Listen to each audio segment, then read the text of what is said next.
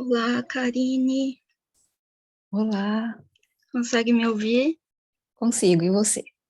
Estou ouvindo. Vou ajeitar aqui o som.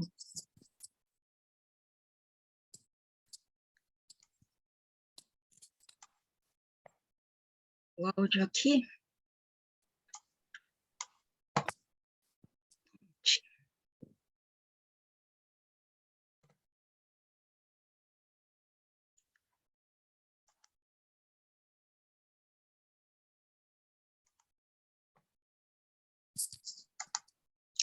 Mando o áudio aqui, enquanto a Ana Paula não entra.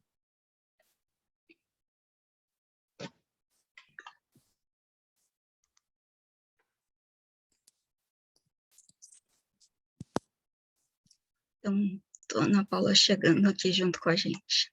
Tá chegando, né?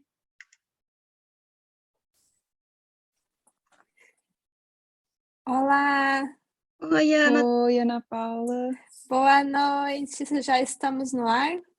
Já estamos no ar, já estamos ao vivo, transmitindo aqui na nossa página do Facebook do Sodor, JPBR. Só um minutinho para compartilhar a live. Oi, pessoal que já deve estar entrando, ainda não estou vendo aqui, mas vou compartilhar. Vamos lá. Vamos aqui. Deixa eu só ajeitar a configuração.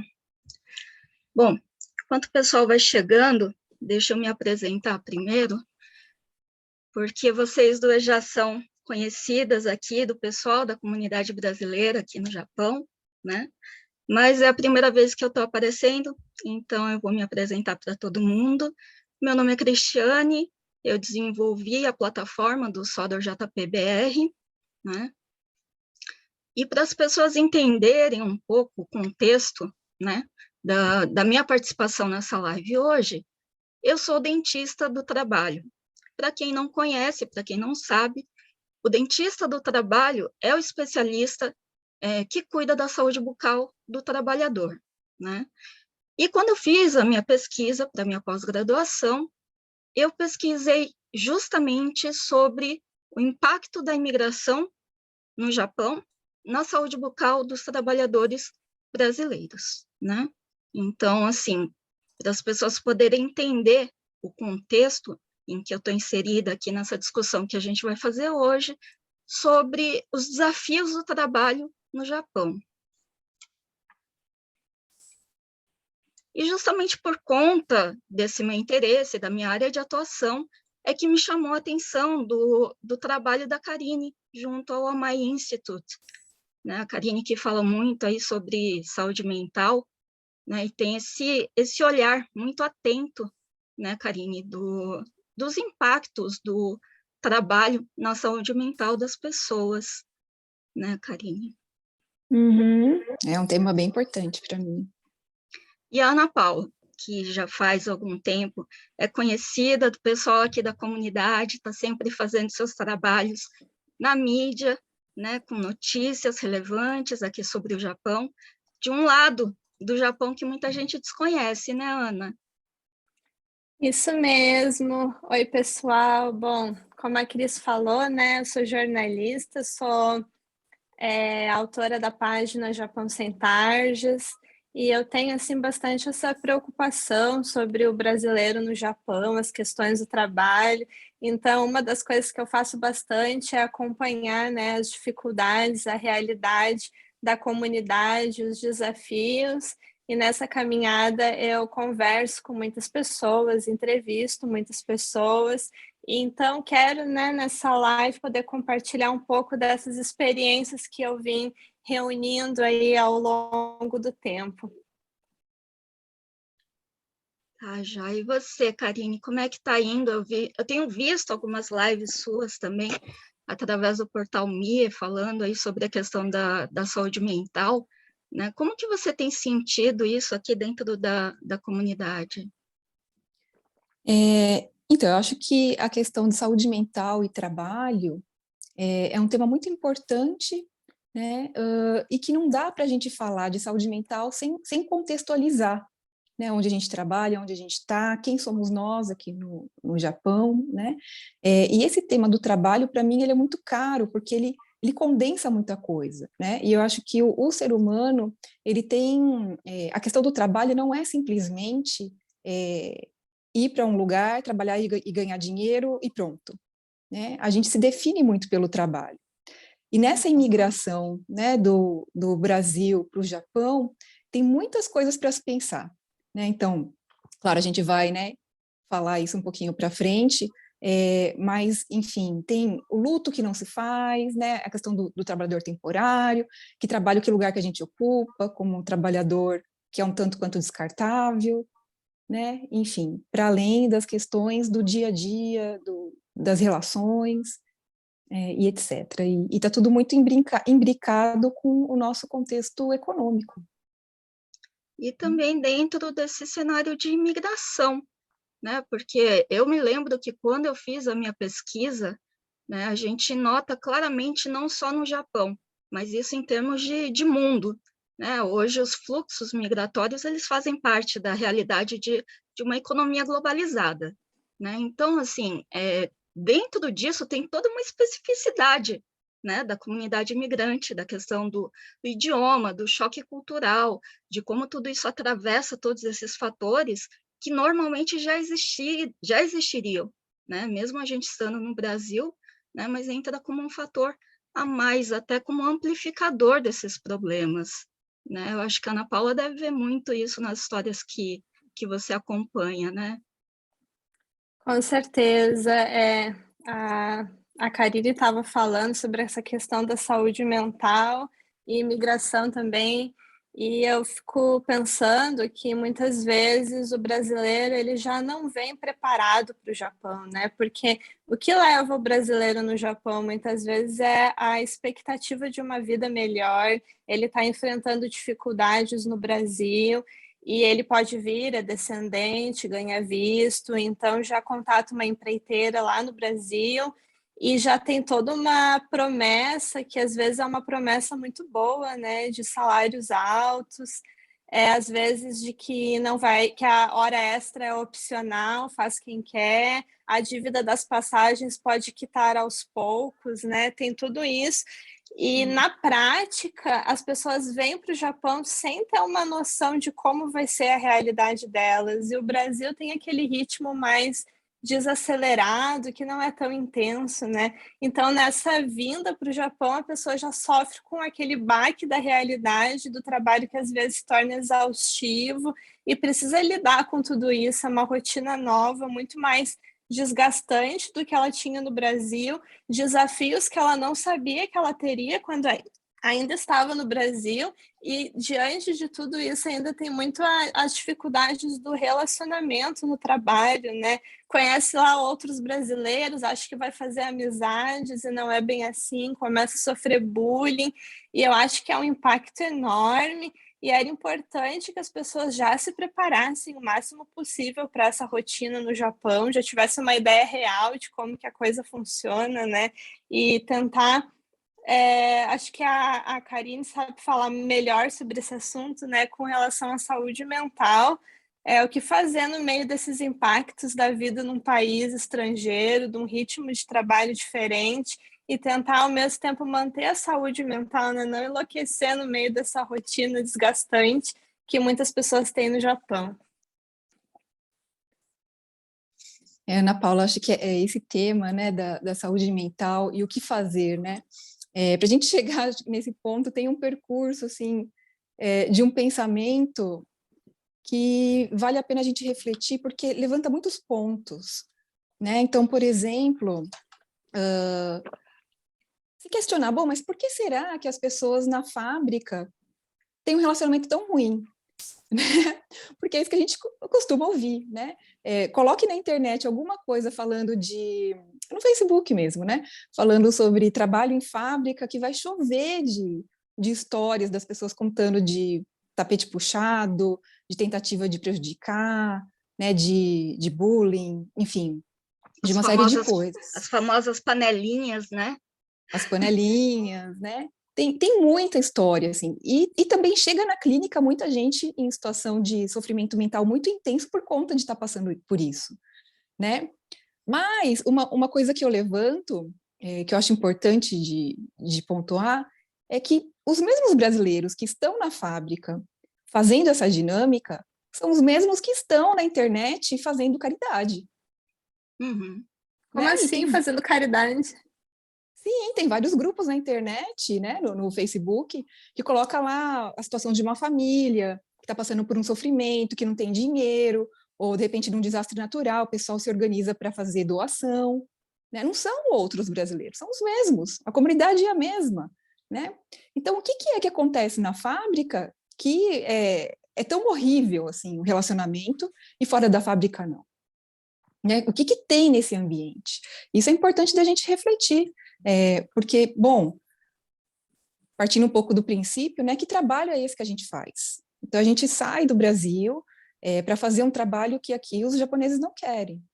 Né? Começou assim na década de 90. Né? Então, trabalho sujo, pesado, de muitas horas, são os 3 Ks, né? É o sujo, o pesado e o perigoso. Né? E que geralmente se caracteriza por um trabalho num lugar insalubre, assim, que às vezes não tem nem luz do sol, né, com maquinário, um lugar que gera um tanto de persecutoriedade, gera muito, né, o trabalho na fábrica gera muita persecutoriedade, esse excesso de estar, esse excesso de período dentro de uma fábrica, de um lugar fechado, mas também a própria natureza do trabalho, né, que é um trabalho que você fica fazendo um gesto só, né, uma coisa só na linha de montagem. Então, esse trabalho, ele por si só, ele que é um trabalho sem sentido, né? Porque eu posso pensar, bom, eu vou trabalhar com peça de carro, né? E aí aparece uma peça lá para eu fazer alguma coisa nessa peça, fazer um furo, lixar, colocar um pino, enfim, não sei, né? Mas eu não sei exatamente de onde que veio essa peça, como que ela foi feita, onde que ela vai se encaixar. É um trabalho que não tem sentido para a pessoa, né? Embora, claro, a gente pode pensar que o sentido seria ganhar o dinheiro para eu juntar e comprar uma casa no Brasil, etc. Mas o fazer, né, não tem um ideal, não tem nada ali. Então, isso por si só já gera uma situação que é da pessoa ter um estranhamento com aquilo que ela faz. Só que esse estranhamento não se resume à peça, né? Ele se expande para as relações.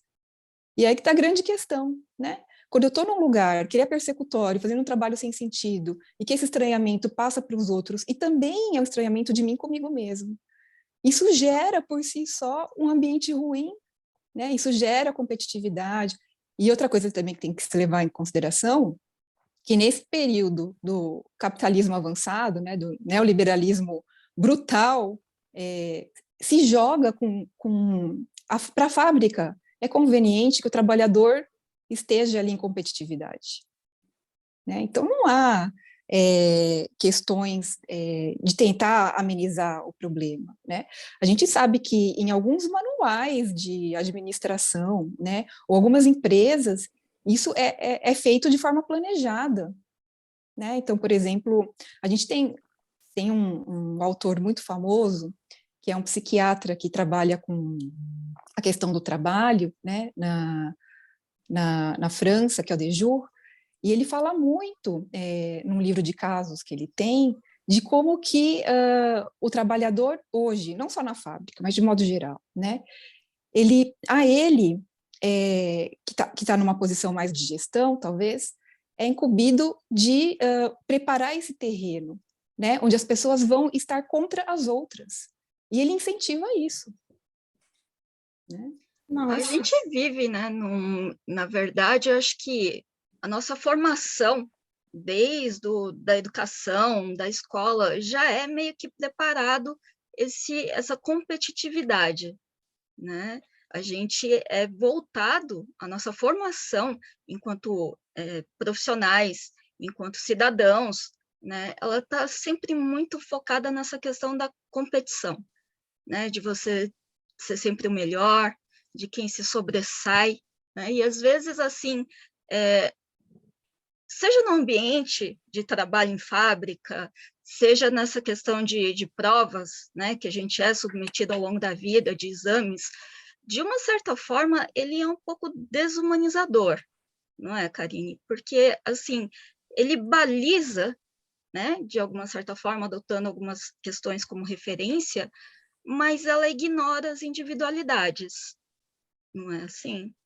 Uhum. A gente pode dizer que não tem espaço para o sujeito, né? O sujeito, quanto esse sujeito psíquico, né, que é dividido numa parte racional e numa parte que não é racional, no inconsciente, né? Ele é simplesmente um ser a ser treinado, né? E isso a gente talvez fique um tanto quanto evidente no modelo da escola japonesa, né? Que a gente está falando do trabalho no Japão. Então, assim, as crianças passam por anos e anos de bastante disciplina, e de uma disciplina que se repete na fábrica, né? Então, começa a escola, tem uma reuniãozinha lá de professor, né? Às vezes, seja no treino da educação física, alguma situação assim, a mesma reuniãozinha que tem no começo da fábrica, tem lá na escola. O mesmo toque, né, do início da manhã, do intervalo, é o mesmo toque que está na fábrica. Mesmo nas competições de um Dokai, né, enfim, eu vou pegar um exemplo aqui que eu vejo cotidianamente, né? Então, eu trabalho em casa, então, às vezes eu estou aqui e estou vendo todos os dias o caminhãozinho dos entregadores de coisas da internet, né, do Kuroneko, etc., né? Então, são pessoas que chegam correndo, elas não conseguem trabalhar, elas não chegam andando para entregar os pacotes, né? Elas chegam correndo com caixas na mão. Curiosamente, essa é uma das provas que tem nos Undokais. As crianças saem correndo com caixas na mão. Uhum. Né? Então, se a gente for parar para... Claro que eu estou colocando aqui até num tom um pouco um tanto quanto de brincadeira, né? Porque eu não acho que eles estão fazendo esse trabalho lá na escola. Mas, assim, o que é que as crianças repetem no decorrer dos anos e que, ao sair da escola, essa repetição continua na fábrica, continua no trabalho? Né? A questão do senpais, do kohai, né? A hierarquia, Sim. enfim. Eu Isso acho que tudo se a Ana Paula reflete, né? deve ter observado bastante, né, Ana, nas histórias que você já levantou aqui sobre o Japão, não só no Japão Sem Tarjas, mas em todas as mídias que você já trabalhou e trabalha ainda. A gente tem que contextualizar isso também para a realidade de Japão, né, que é uma coisa que está instituída na cultura japonesa, essa questão da homogeneidade, da padronização, né? Eu escuto muito isso, eu trabalho basicamente com japoneses e eu vejo isso muito no ambiente de trabalho, né? Quer dizer, eles têm até um ditado popular que diz, né, que prego que se destaca tem que ser martelado. Quer dizer, você não pode se sobressair no grupo, você tem que estar ali, né, seguindo um padrão, né? E isso elimina qualquer possibilidade assim de manifestação de individualidades, né, Ana? Eu acho que isso é problemático de várias formas, né? Uma é a robotização do ser humano. Tem muito isso na fábrica, a gente vê que falta humanização nas pessoas, elas são mais tratadas como máquinas que estão ali, devem produzir, devem ser rápidas. Eu até queria comentar que esses dias eu vi um vídeo no YouTube de um rapaz, um brasileiro no Japão, que estava muito perturbado assim com a questão do trabalho, e ele começou a contar as coisas que aconteciam na fábrica, e ele falando que ele tinha que montar a peça dele, ele tinha que mexer em menos de 1 minuto, ele tinha que fazer o trabalho dele, ele levava 1 minuto e meio, e passando 1 minuto tocava uma musiquinha de Atari, que era uma tortura psicológica. Cada vez que ele demorava mais de 1 minuto, aquela musiquinha vinha na cabeça dele, e vinha de novo e de novo.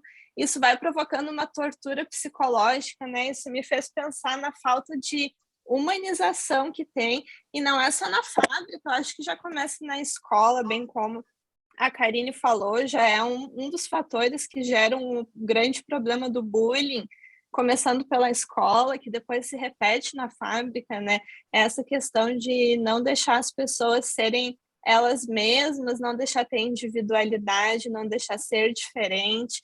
E uma vez que você não deixa as pessoas serem diferentes, você está cortando aquela criatividade natural do ser humano, né? Você está impedindo a pessoa de atingir o potencial dela, de se desenvolver, se sobressair, porque ela tem que ficar ali no padrão do grupo o tempo inteiro.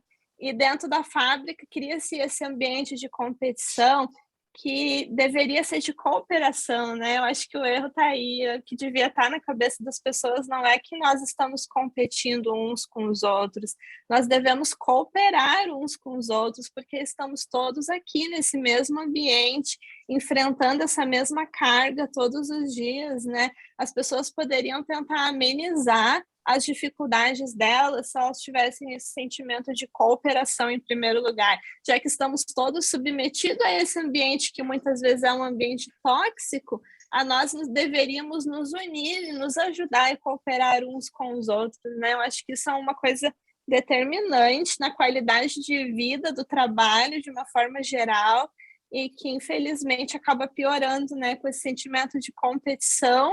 A gente não é bom para lado nenhum, as pessoas estão ali puxando seus tapetes e querendo que o colega se dê mal e querendo puxar o saco do chefe e ser o melhor ali, e acaba gerando todo esse ambiente caótico. Mas tem alguém que sai ganhando, né? É o dono da fábrica, está ganhando bastante dinheiro enquanto o caos está rolando lá dentro. Né? E outra, né? Porque se você não tem união dos trabalhadores, também não tem união para reivindicar direito. Né? Não tem união para dizer, olha, a gente aqui, enquanto estrangeiro, está ganhando menos do que deveria. Né? Tem uma lei de isonomia salarial. Ou, bom, as mulheres aqui, como assim as mulheres ganham 1.000 ienes e os homens ganham 1.200? Né? Trabalhador desunido é muito conveniente para a fábrica. Exato. Todos aqueles casos que a gente vê muito nos grupos aí, até de gestantes que são demitidas, né, com uma coisa que não é legal, tá fora da lei total, mas acontece bastante. E às vezes as pessoas não sabem como cobrar seus direitos, também tem essa falta de desunião, né? Vai pedir ajuda para quem se as pessoas não estão se ajudando, não estão cooperando entre si, fica tudo muito mais difícil. Uhum. Com certeza, e é até engraçado, né? Porque quando a gente fala dessa questão da educação ligada com a cultura laboral do Japão, a gente viu aí até recentemente, né, notícias assim de crianças sendo obrigadas a tingirem o cabelo de preto, né? Porque esse é o padrão. Né? Então, assim, eu vejo isso no trabalho também, muitas empresas, elas têm toda, não é só a questão da vestimenta, né? Desde a cor da armação do óculos, a cor do cabelo, existe todo um limite de até onde a cor do seu cabelo pode variar, quer dizer, a gente está falando aqui de extremos, né? Uhum. Inclusive a roupa de baixo, né, lingerie, tem escolas que, bom, a menina só pode vir com calcinha branca. Sim, olha. E passam por vistoria, né? Quer dizer, tem toda uma invasão da privacidade muito dessas crianças, né? Uhum. É algo do extremo, né? E é curioso, inclusive, porque num país que, bom, o capitalismo ele prega da liberdade, né? É um tanto quanto contraditório do Japão, mas importante para a gente depois refletir, né? Que junção é essa, né? Acho que a gente fala tanto de que as pessoas têm que ser iguais, a mesma roupa, né? A mesma calcinha, não pode colocar elástico decorado no cabelo, tem que ser preto, etc. Né? Mas o que isso provoca nas pessoas? Né?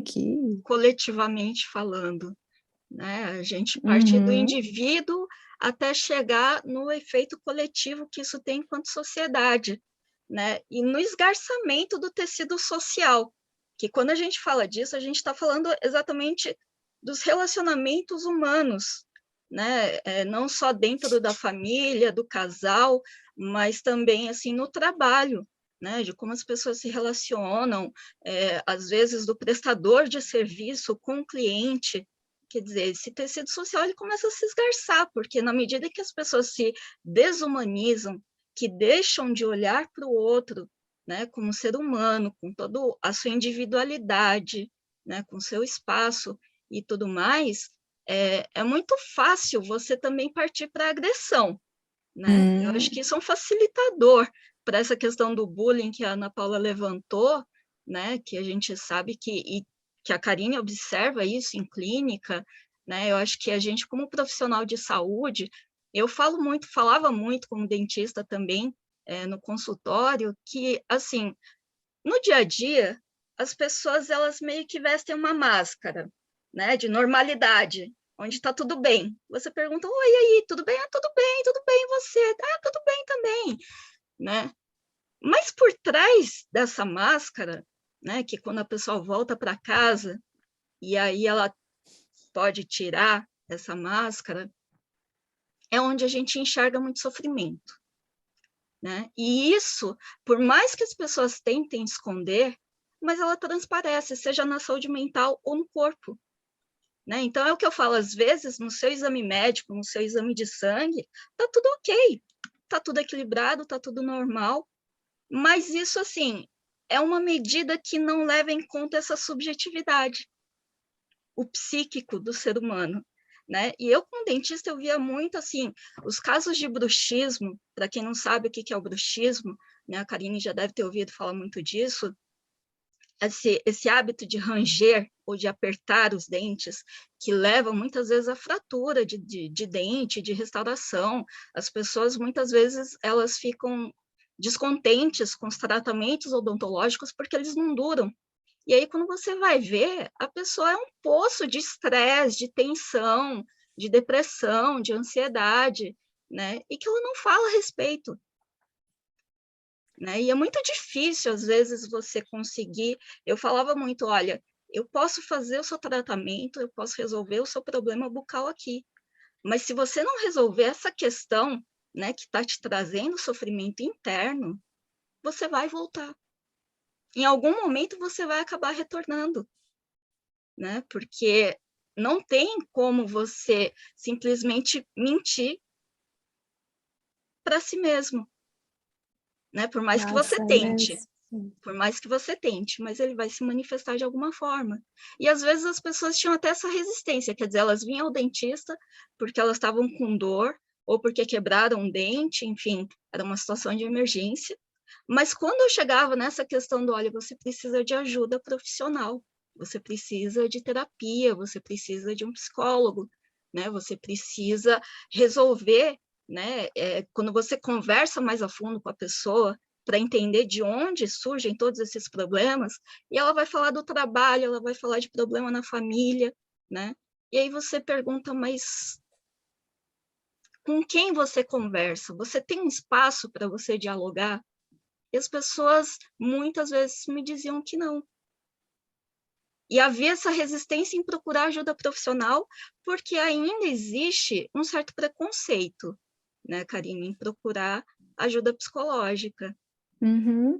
E é muito comum, aqui no Japão, pelo menos, né? No Brasil eu não ouvia isso com frequência, mas aqui é muito comum eu ouvir a seguinte história. Ah, então, né, a fábrica não está muito legal, não estou gostando, estou com problema com a minha família, enfim, não sei se eu volto para o Brasil. Ah, mas esses problemas, eu vou seguir o conselho que me deram. Não pense nisso, como se isso resolvesse. Positivo. Ou pensamento positivo, né? E a grande questão é que quando você não fala nisso, não quer dizer que resolveu. Você só tampou, né? E é justamente quando a coisa cresce. Quando a gente não fala sobre, aí que vai aparecer de outra forma. E essa outra forma que aparece, as pessoas só entendem que algo não vai bem quando é algo mais intenso. Né? Então, de repente, estou passando por uma série de situações, estou fingindo que está tudo bem, se me perguntam, está tudo bem, porque a vida é assim, etc. E, de repente, tem um ataque do pânico. Né? E aí, qual que é o primeiro pensamento? Bom, tive um ataque do pânico, tem algum problema errado com o meu cérebro. Vou tomar um remédio.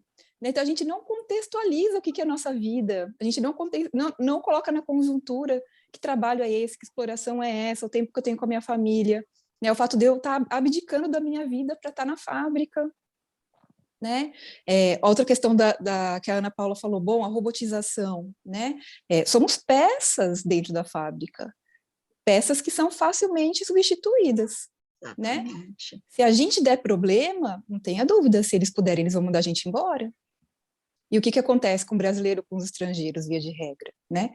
Eles não procuram o cuidado aqui, eles voltam para o Brasil. E aí é lá no Brasil que muitas vezes estoura a coisa. Né? Tem inclusive um artigo científico que eu gosto bastante, que é um rapaz, é um Nikkei, lá da Unesp de Marília, que ele fez um levantamento dos suicídios entre os Nikkeis em Marília. né? E fala, bom, aqui a região é dos lugares onde mais tem suicídio, justamente suicídio da comunidade Nikkei. Né? Então, ele vai levantar alguns casos de pessoas que estavam aqui no Japão trabalhando e ficaram doentes por conta do trabalho, foram mandadas embora por conta disso. A fábrica ficou sabendo que eles estavam doentes por causa do trabalho e eles, né, enfim, diante da situação, de repente, acharam que não tinham direitos, né? Simplesmente voltaram para o Brasil para se tratar lá. Né? Tem um caso que são 2 pessoas que se contaminaram com chumbo. Sim. Né? E aí, enfim, causa muita dor, não tem cura, não tem como tirar o chumbo, né? E lá no Brasil eles voltam sem nada, sem dinheiro, sem nada, ficaram aqui no Japão um tempão, voltam sem nada, doentes, começam a pegar remédio psiquiátrico no posto de saúde, né? Porque, enfim, infelizmente não tiveram o cuidado adequado, né? Só ficavam passando de 3 em 3 meses para pegar receita, nem mesmo com o médico falavam, e aí nessa situação cometem suicídio. E ele vai elencando, assim, outros casos, né, de depressão, etc. Mas, assim, para dizer que não é possível da gente ficar bem neste contexto, né? A gente levando tudo isso em consideração, a gente vai passar por algum momento de sofrimento psíquico. Agora, como a gente vai lidar com isso, né? Seguir essa lógica da positividade não é uma boa coisa.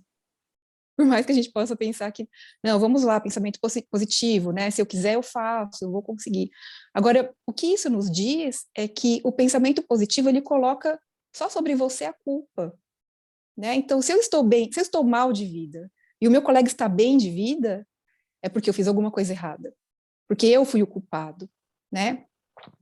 E a gente desconsidera o contexto todo, né? Desconsidera a conjuntura, que modelo econômico é esse que a gente vive, né? Que exploração é essa que a gente tem que estar submetido, né? E fica só na nossa conta. E isso só piora a nossa situação, né? Achar que, de repente, porque eu voltei para o Brasil com problema de saúde e não juntei dinheiro, é minha culpa, só piora a situação.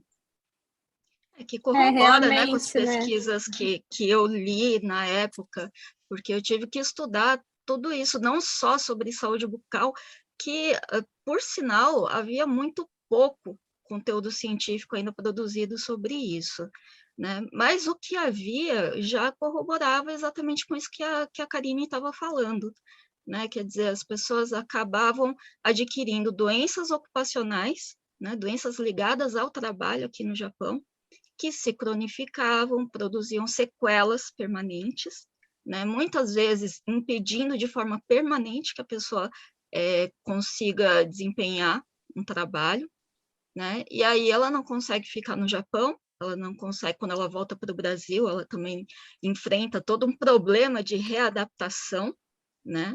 Porque tem isso também, né? Quando você volta para o Brasil, depois de, imagina quem já ficou aqui 5, 10, 15 anos, e aí de repente volta para o Brasil, você não volta para o mesmo país que você Você não encontra as mesmas pessoas, por mais que sejam a sua família, não são as mesmas pessoas de antes, porque elas mudaram também, tudo muda, né? E aí você se sente um estranho, tentando se readaptar e ainda tendo que lidar com uma série de sequelas, né, do tempo que você passou aqui no Japão, porque muita gente acha que voltar para o Brasil é a pílula mágica, né? Todos os meus problemas vão se solucionar quando eu sair do Japão.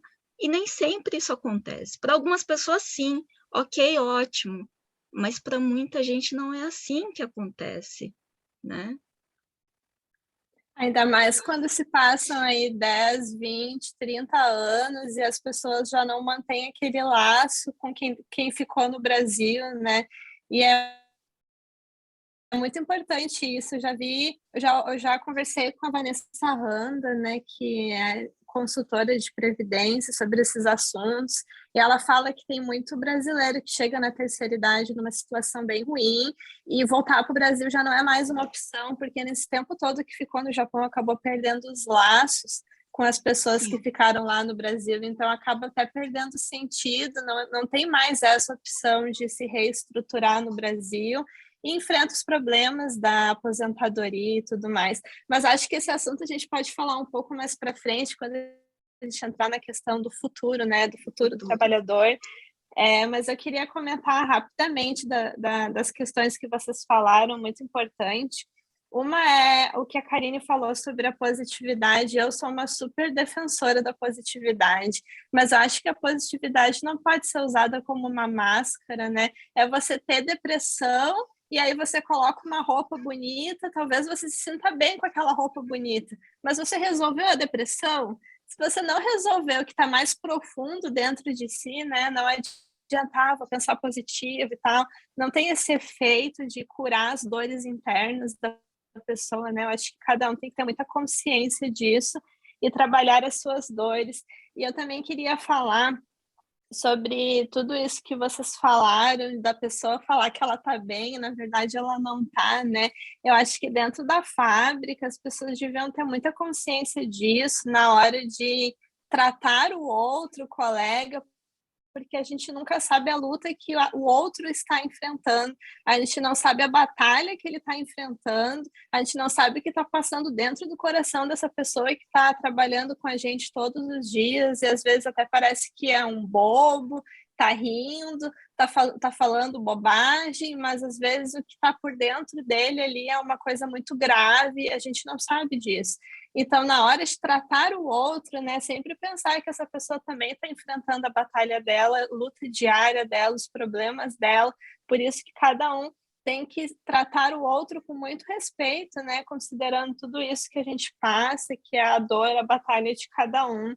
Isso me lembrou também uma história que rapidinho que eu queria contar para vocês, de uma amiga aí do Japão, que ela falou que tinha uma época que ela trabalhava muito, muito, muito, ela fazia hora extra, e aqui era 12, 14 horas de trabalho, e nessa época ela ganhava muito bem, aí ela falou que aguentou 5 anos trabalhando nessa pressão, e quando ela resolveu largar o trabalho dela, ela foi ver o guarda-roupa, estava cheio de roupas, com etiquetas, coisas que ela nunca tinha usado, e tudo isso porque como ela estava naquele ritmo muito intenso, ganhando muito dinheiro, mas sem tempo, precisava suprir uma necessidade emocional que ela tentou suprir no consumo. Então, ela comprava e comprava e comprava um monte de coisa que ela não precisava e nem percebia que ela estava fazendo isso. Só quando ela saiu desse ambiente, ela se afastou, que ela foi ver tudo que ela tinha gasto de dinheiro com coisas que ela não precisava, simplesmente porque ela tinha essa necessidade emocional que foi provocada pelo trabalho intenso, né? E às vezes a gente tem que sair um pouco, se afastar do ambiente para conseguir entender o que está acontecendo com a gente mesmo. É fundamental. Uhum. Eu queria também, pegando esse gancho, aproveitando, Ana Paula, que você colocou questões importantes ali, aí, né? Isso do consumo, a gente poderia dizer que nesse momento que a gente vive da sociedade, a gente consome objetos e é consumido pelos objetos, né? Então, assim, e essa justamente é a relação que nos coloca diante da forma como o capitalismo funciona. O capitalismo, ele não tem assim, uma expansão e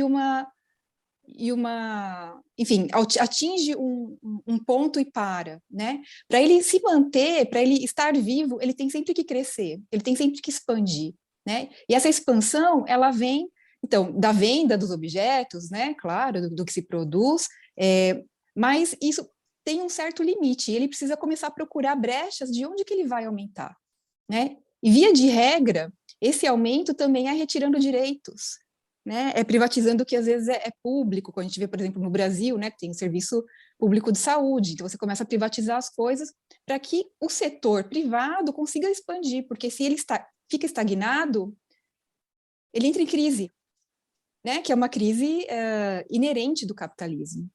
Então, assim, a gente precisa incentivar que as pessoas consumam, porque isso depende da existência do capitalismo. Só que nessa relação a gente é consumido por ele, né? E isso é importantíssimo a gente entender disso, porque a cada momento histórico, a cada característica econômica, a gente tem características sociais e características dos sujeitos, né? O momento político, econômico, ele produz subjetividade.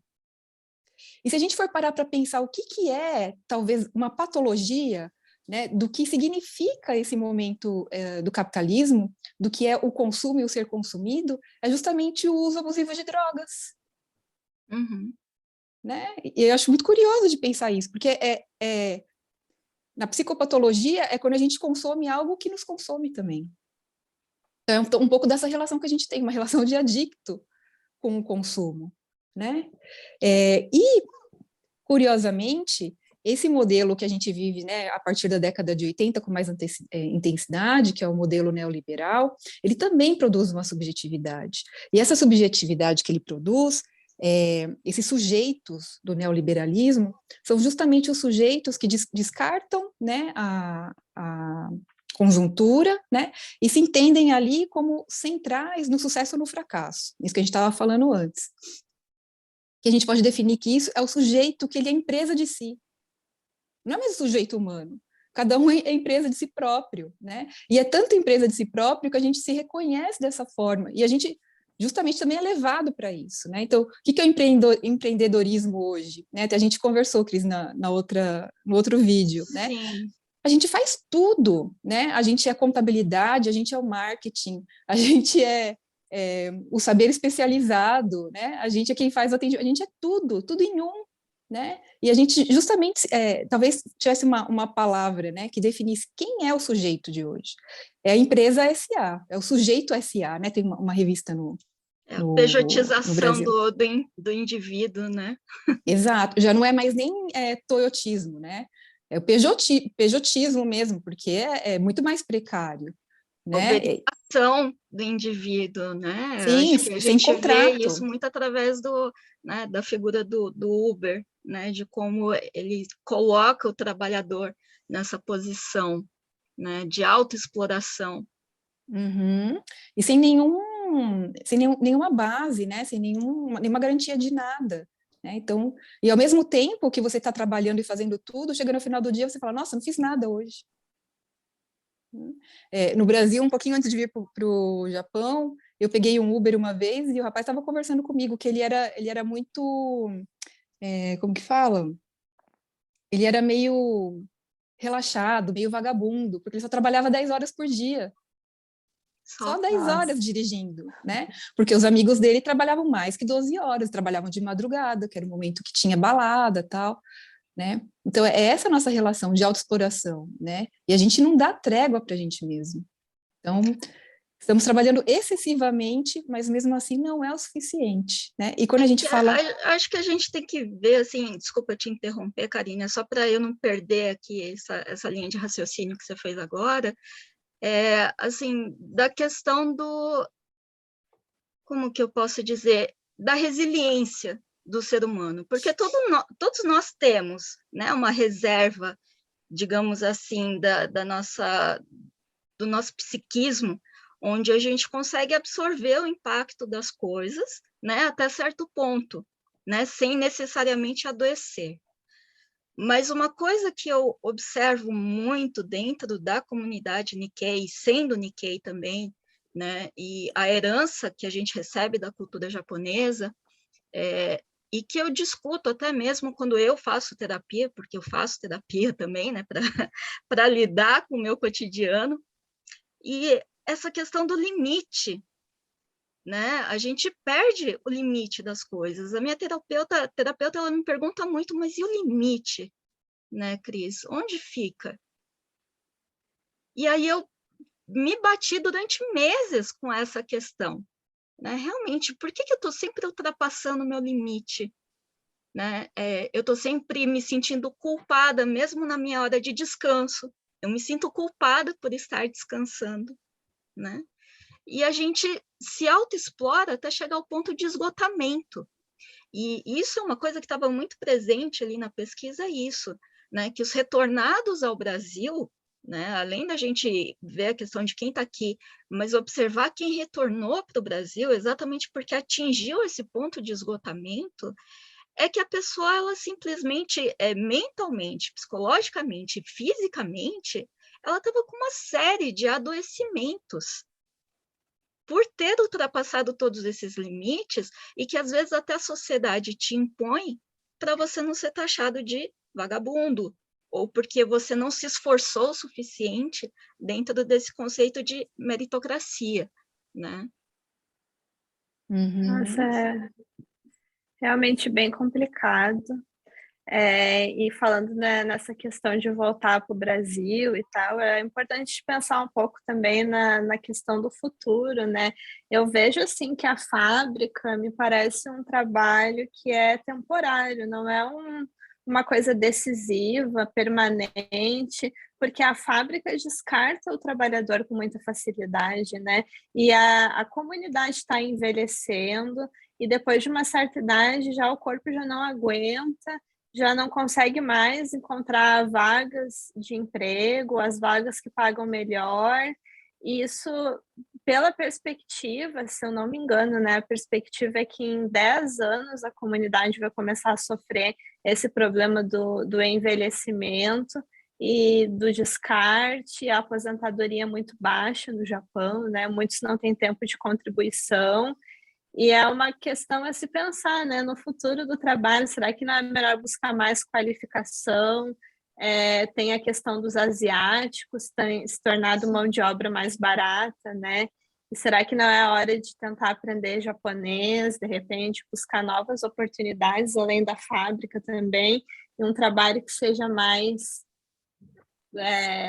supra melhor as vontades, as necessidades da pessoa, né? Eu acho que isso é uma questão que cada um deve pensar, refletir sobre o futuro, se esse futuro vai ser no Japão, esse futuro vai ser no Brasil, e começar a planejar isso, né? Porque a gente é jovem e pensa, vai demorar para eu envelhecer, e às vezes não é assim, às vezes as coisas passam muito rápido, e quando a gente está lá perto de se aposentar, que começa a vir todo aquele baque de agora, o que eu vou fazer, e a minha renda, e como vai ficar, e o trabalho, e eu o dinheiro da aposentadoria não paga as contas, e aí, né? Então, para que não ocorra isso no futuro, acho que é muito importante o trabalhador já pensar hoje, já se planejar. E a questão da automatização, né? Porque eu li esses dias, foi recente a notícia falando da questão da robotização, né? Da automação dos postos de trabalho. Eu vi que existe uma certa resistência devido ao custo, né, para adquirir esses maquinários, mas agora já tem empresas que estão alugando esses robôs, né, tornando muito mais acessível para substituir em funções assim que teoricamente muitos são voltados para estrangeiros exatamente porque não necessita de uma qualificação específica. Então, eu já observei isso em outras fábricas, linhas inteiras de trabalho que foram eliminadas por máquinas, né, Karine? Como que você observa que isso vai acirrar, com certeza, o ambiente competitivo, né? Uhum. Ah, com certeza, né? A gente sabe de fábricas que têm esse planejamento, né? Bom, vamos expandir a fábrica, mas aqui não vai ter trabalhador, né? Vai ser linha só automatizada.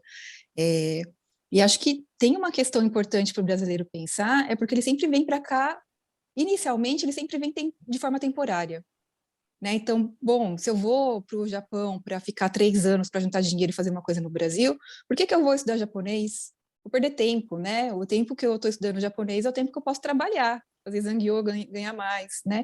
Por que que eu vou me qualificar se na fábrica tá bom, né? Eu estou tirando um salário bom, dá para guardar dinheiro e daqui a pouco eu vou voltar para o Brasil. Só que justamente a questão é que ou esse trabalhador não volta para o Brasil, ou ele volta para o Brasil e depois volta para o Japão, né? Porque a gente sabe que o Brasil é altos e baixos mais intensos do que o Japão, né? Economicamente. A gente sempre tem esse plano B de, bom, qualquer coisa volto para o Japão, né?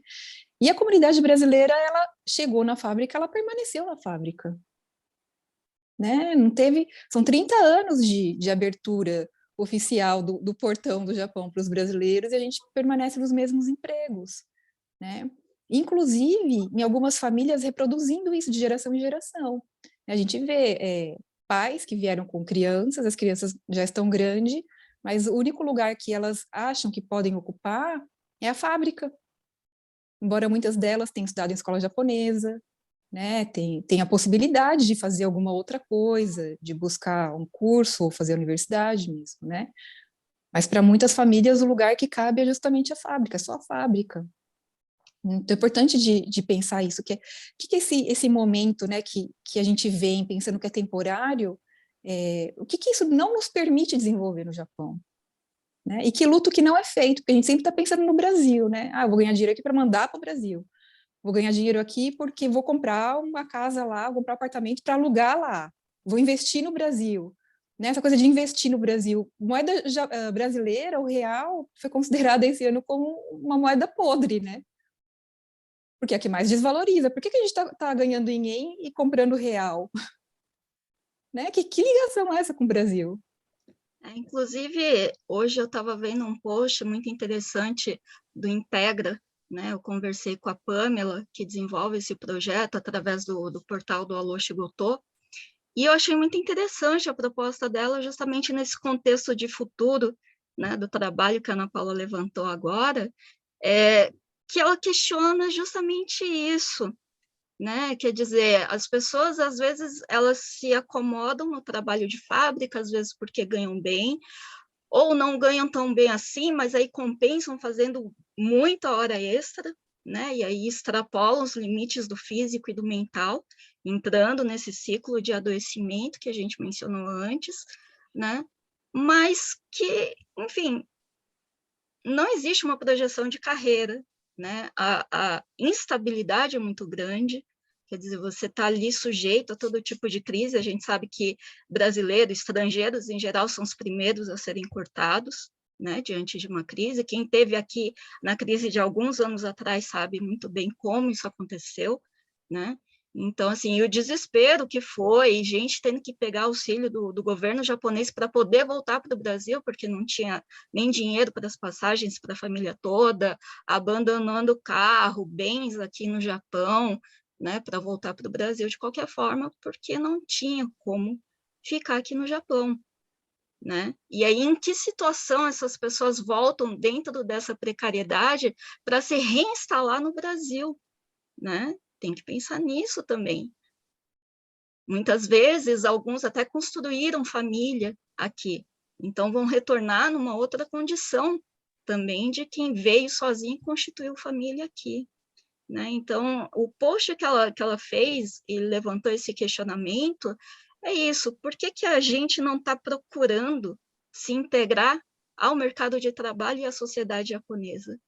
Né? Porque esse acomodamento, né, nesses postos de trabalho que a gente sabe que não são seguros para nós e que não tem uma projeção de carreira nem de futuro, né? E está sujeito a todo tipo de crise, independente do que as pessoas pensem, né? Porque tem aí quem defenda, quem seja contra, né, o sistema capitalista, o neoliberalismo. Então, assim, sem entrar no mérito dessa discussão de quem é a favor ou contra, mas as crises estão postas, elas são cíclicas, a gente sabe que elas acontecem de tempos em tempos, e como fazer, então, né, para a gente navegar essas crises e atravessar isso de uma maneira que a gente não fique tão vulnerável a todas elas, né? Uhum. E acho que Com um tanto dessa certeza, né? Esse resposta. assunto passa pela qualificação. Está cortando um pouquinho o áudio da Ana Paula, Ah, mas né? eu acho que ela estava falando da questão da Karine, pode falar, qualificação. só fiz um comentário. Pode falar, Karine. Não, imagina. Se você quiser repetir, Ana Paula, porque cortou, a gente não conseguiu te ouvir direito. Ah, não, eu só disse que isso tudo passa pela qualificação, né? A importância da qualificação, e eu só ia comentar também era a questão da importância da educação das crianças, né?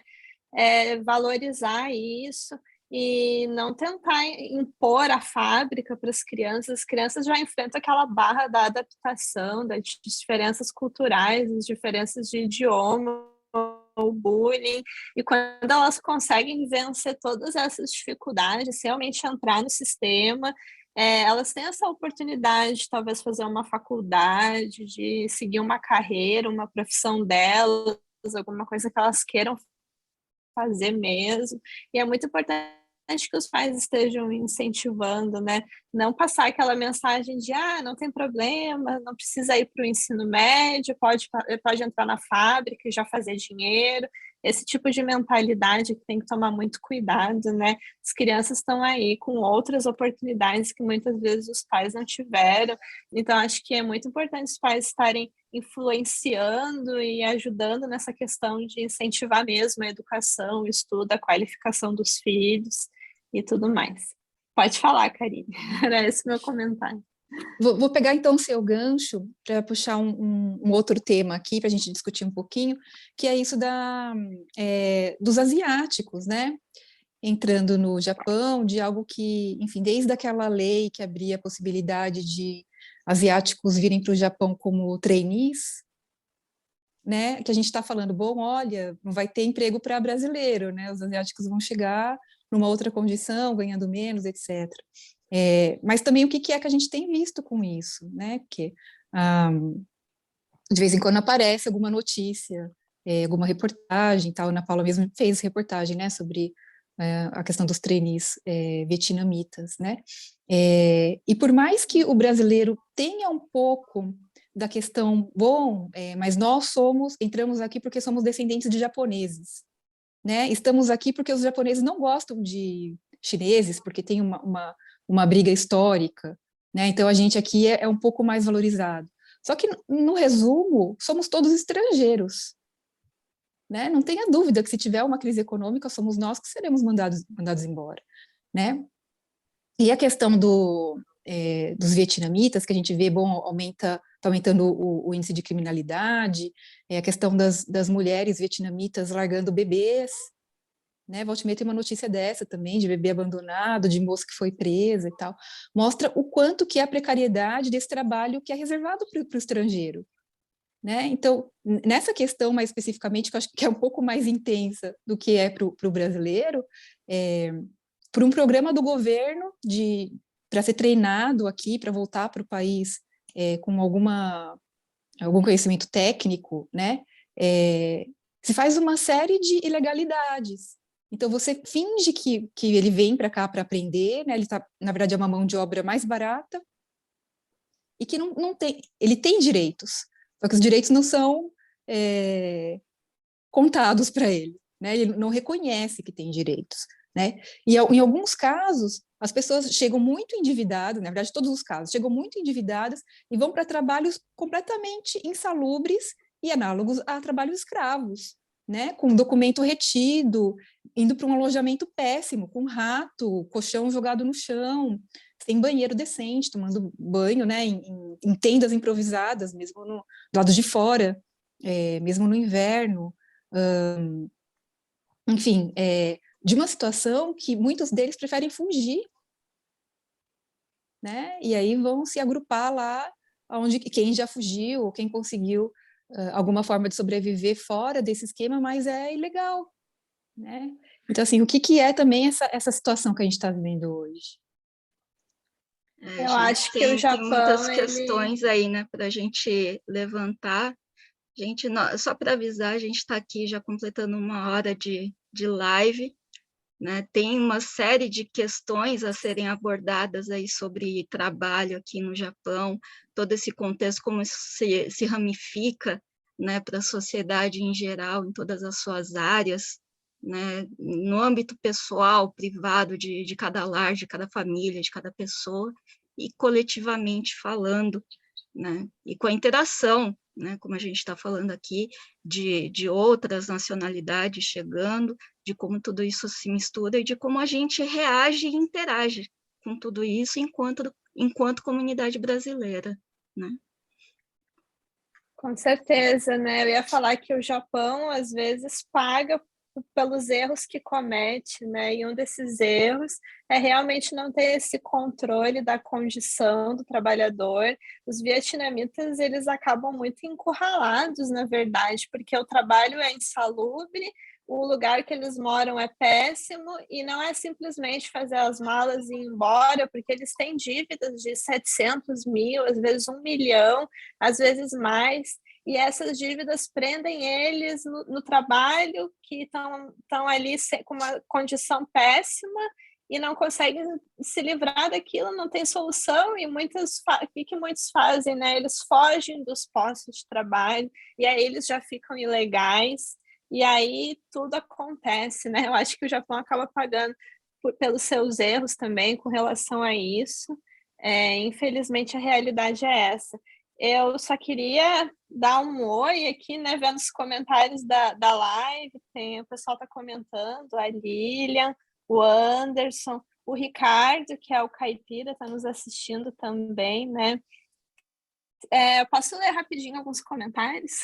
Tudo bem? Sim, por favor, eu estava querendo entrar nisso, Ana, ler os comentários aqui.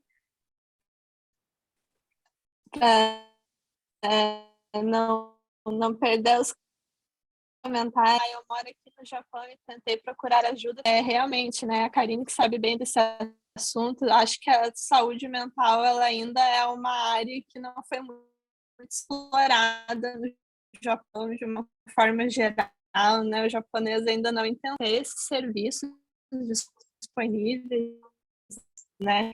E a gente vê que isso é uma questão forte aqui.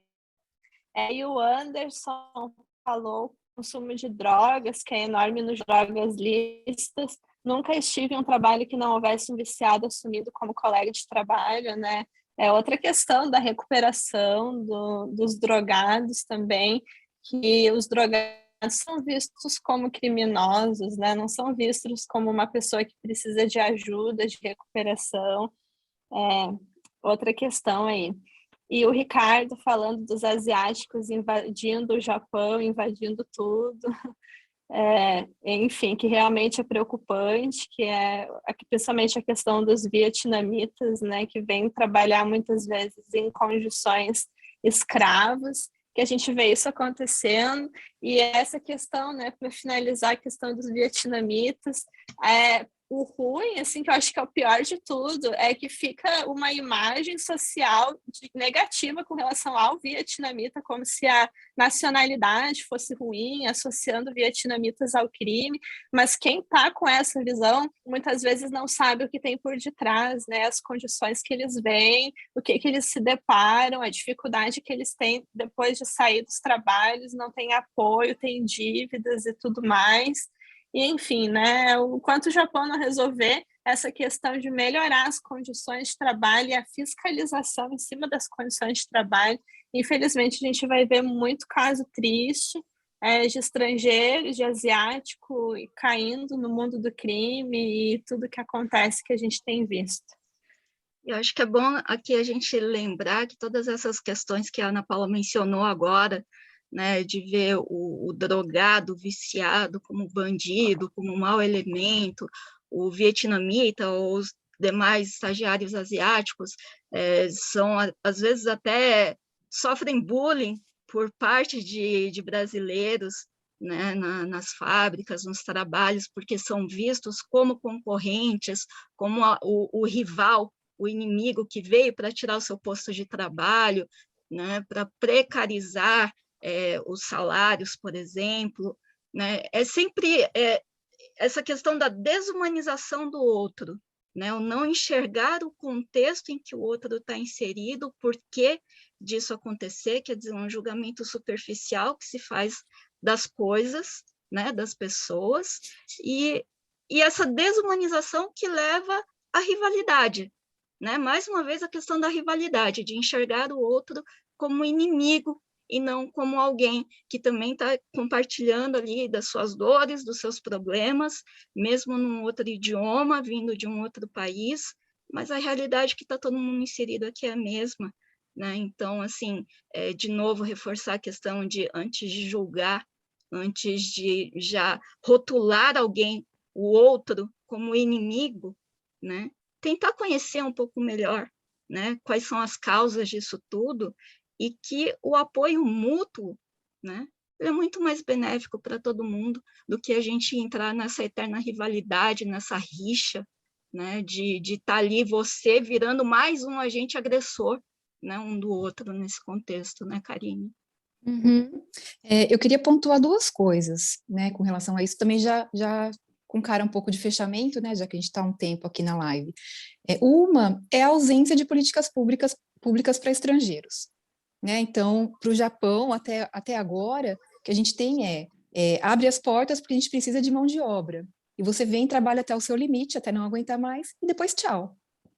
Né? Se você está com sofrimento psíquico, enfim, talvez se a gente fizesse um levantamento de quem passa por sofrimento psíquico aqui e volta para o Brasil, a gente chegaria num número bem alarmante, né?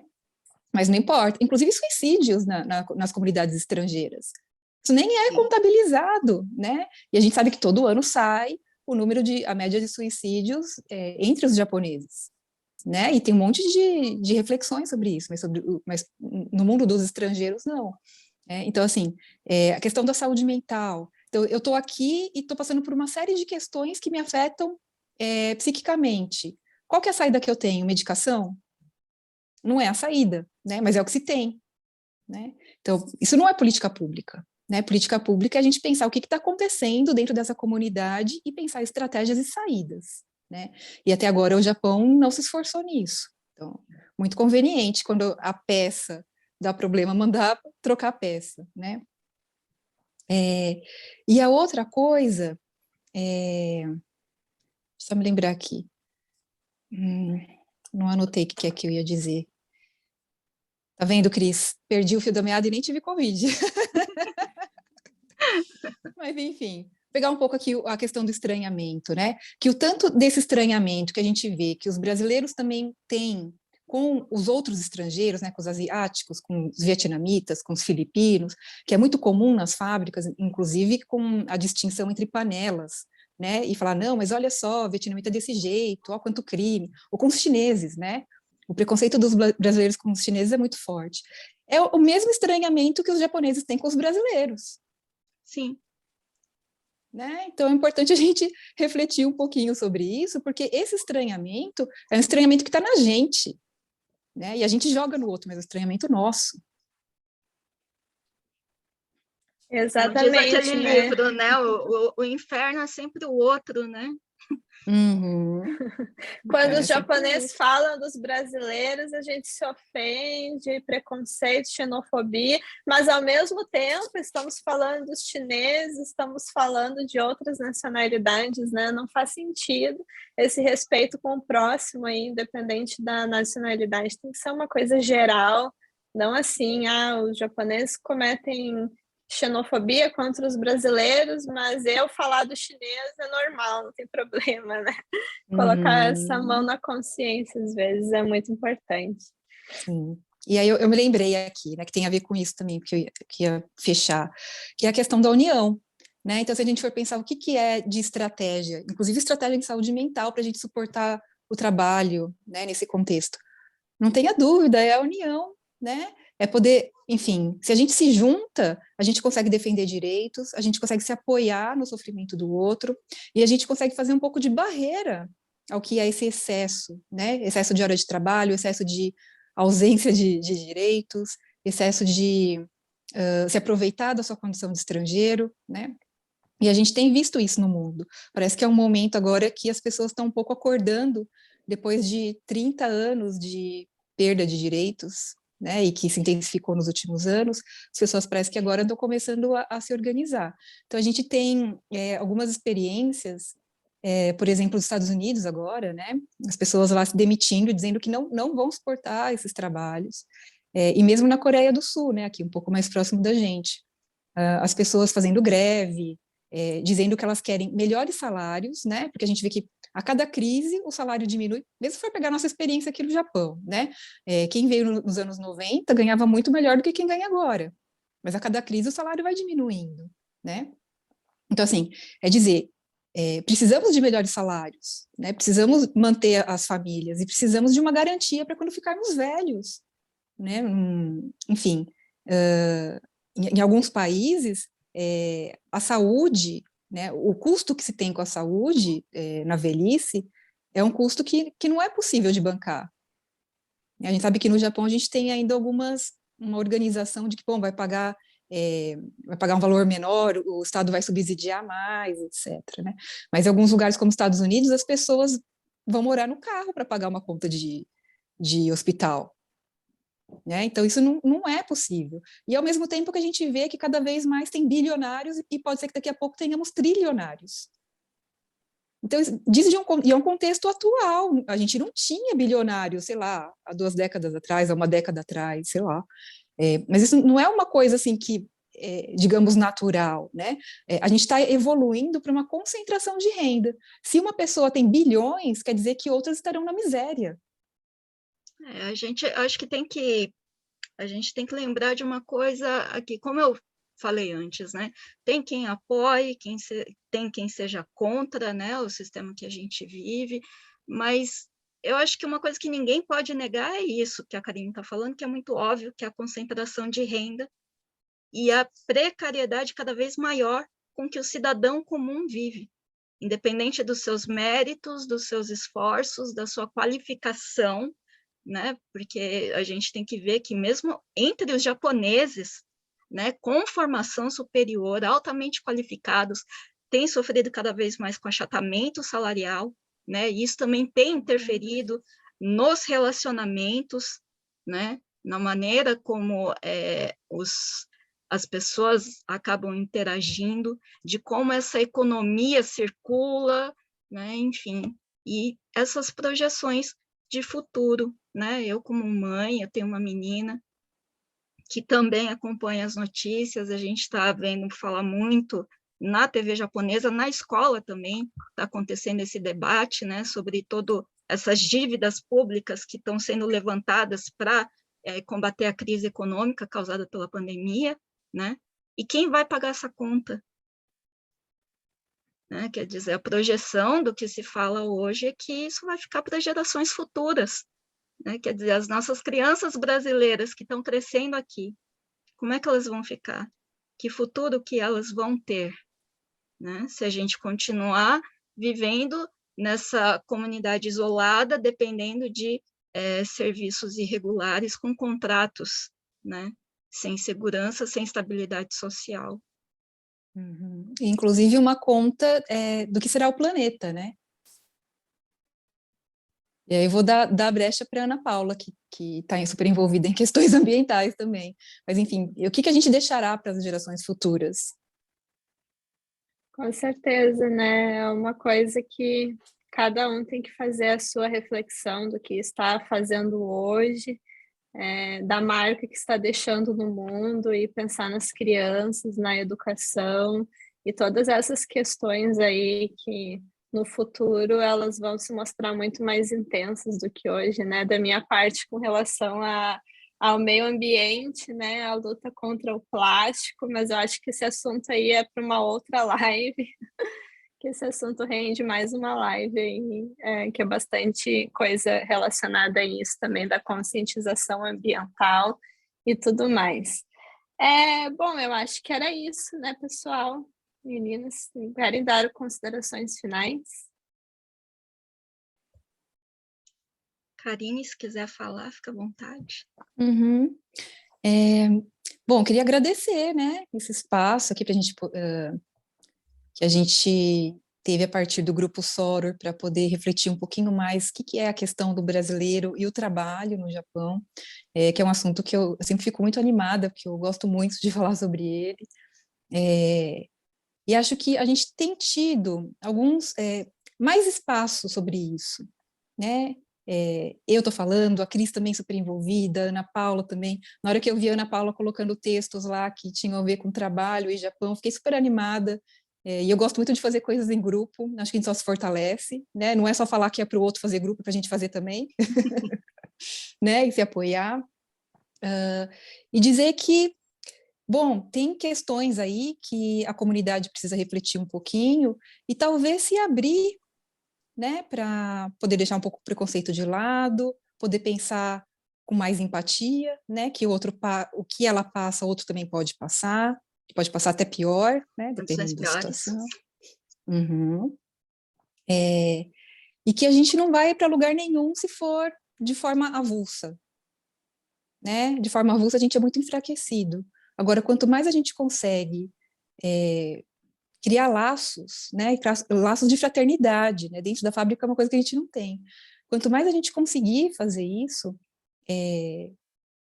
enfim, mais a gente vai conseguir caminhar, né? Porque a defesa de direitos é tentar defender uma vida melhor, não só para a gente, mas para os filhos, né? E para quem está vindo aí. Então, acho que esse é uma discussão muito importante, porque, via de regra, a gente vem para o Japão por causa do trabalho, né? Então, temos que discutir que contexto é esse do trabalho, né? Enfim, eu quero agradecer muito essa discussão e dizer que estou disponível aí para outras, que é muito bom aqui estar com vocês. Eu queria só falar uma frase que tem tudo a ver com isso, então eu vou deixar essa frase no ar, né? Se você quiser ir mais rápido, vá sozinho. Mas se quiser ir mais longe, vá acompanhado. Eu acho que tem tudo a ver com essa história da união, né? Se a gente quer fazer mais, a gente quer resolver questões, a gente quer proteger direitos, e mil e uma coisas é melhor que a gente faça isso unido, né? Não sozinho. Sozinho a gente só faz as coisas mais rápido, mas com o grupo a gente vai mais longe. Eu queria agradecer também, obrigada, Cris, Karine, pela live, essa parceria aí com vocês que está sendo super legal. E convidar o pessoal que está nos assistindo ou que vai assistir depois a gravação para curtir a página, seguir o Japão Sem Tardes, e também o Grupo Soror e o Instituto Amai, que nós estamos ali produzindo conteúdo, estamos cheios de projetos interessantes para a comunidade. É isso aí. Muito obrigada pela parceria. E agora o encerramento da Cris oficial. Bom, gente, é a primeira vez que eu estou aparecendo aqui para o pessoal, né? Então, muita gente não me conhece ainda, diferente de vocês. Mas, justamente, eu acho que eu até vou pegar, Ana Paula, essa frase e eu vou anotar, colocar ali como tema, né, da plataforma, né? Porque, justamente, quando eu criei o Soror, foi exatamente com esse intuito, né, de trabalho coletivo. Eu sei, e eu agradeço muito para cada pessoa que está se dedicando a fazer um projeto junto com a gente aqui na plataforma, porque, enfim, todos nós estamos inseridos nesse contexto de trabalho, né, com mil e outros projetos paralelos, e tempo hoje em dia é uma coisa muito preciosa, né, para todo mundo. Então, assim, eu sei que cada pessoa que tem se dedicado um pouco, né, para construir a nossa plataforma, está doando o que elas têm de mais precioso, que é o seu tempo, o seu conhecimento, a sua dedicação, por uma causa que eu sei que não sou só eu, né? É muito bacana ver outras pessoas se juntando, aderindo a essa ideia, né? Ver que você não está sozinha, que você tem esses mesmos objetivos. Eu sei que os conflitos existem, né? É importante a gente falar, não adianta a gente fingir que está tudo bem, que esses conflitos não existem dentro da comunidade, porque existem, né? Mas, como a Karine falou, o que a gente faz? Como é que a gente resgata, né, esse tecido social que tem se esgarçado cada vez mais, ainda mais diante da polarização nas redes sociais, né, sobretudo, né, não é só sobre política, mas sobre tudo, né, onde os julgamentos são superficiais, são apressados do outro, né, sempre voltado para a condenação, e é onde as brigas elas não cessam, né, e cada um separado, né, lógico, né, todo mundo tem os seus méritos, enfim, de uma forma ou de outra, talvez alcance os seus objetivos ou não, mas com certeza se todo mundo trabalhar junto, e eu acho que para superar, né, essas desavenças, em vez da gente só ficar olhando para aquilo que nos diferencia, né, para aquilo que nos separa, olhar para aquilo que a gente tem em comum, né? E eu acho que todo mundo está aqui através, buscando os seus objetivos, seus sonhos, deixou o país, né? Passou por todo esse processo de separação da família, dos amigos, em busca de algo maior, de algo melhor para si, né? Então, se a gente conseguir olhar para isso, olhar para todas essas lutas que nós compartilhamos, independente de onde nós estejamos, ou de quais sejam as nossas origens, eu acho que a gente consegue fazer esse trabalho coletivo, sim. Então, obrigada de coração para todo mundo. E que venham outras lives para a gente, né? A gente levantou aqui tantos pontos, se a gente for ficar falando sobre cada um, né? Rende muito assunto para muita coisa. A plataforma também, quando eu vi, os projetos estavam se expandindo para várias áreas, porque realmente está tudo conectado. Não tem como a gente falar de trabalho sem falar de saúde mental, de saúde geral, de meio ambiente, né? Está tudo conectado. Exatamente. Obrigada, pessoal. Obrigada quem nos assistiu aí até o fim também, as meninas. E é E isso fica aí, aí o aguardo os convite, né? próximos. Fica o convite. Eu estou aqui com uma entrevista agendada para falar com a Pamela, do Integra, né? Para ela falar do Alô Chegotô para a gente, com mais perspectivas de mercado de trabalho para os latino-americanos. Ela tem uma proposta muito bacana, muito interessante.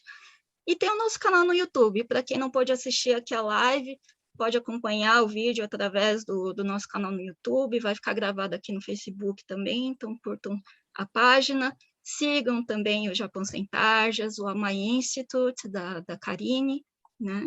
E continue apoiando o nosso trabalho. Quem quiser interagir com a gente, né, é só mandar mensagem também nas redes sociais, procurem lá a nossa plataforma, né, no Sodor tem um website também, para estar entrando em contato, sugerindo pautas, enfim, para a gente acompanhar aí o que o pessoal quer saber. É isso aí, então. Então tá, gente, uma boa noite para todo mundo, um bom descanso e até a próxima. Boa noite, Boa gente. noite. Até Tchau, mais. tchau. Até mais, gente. Obrigada.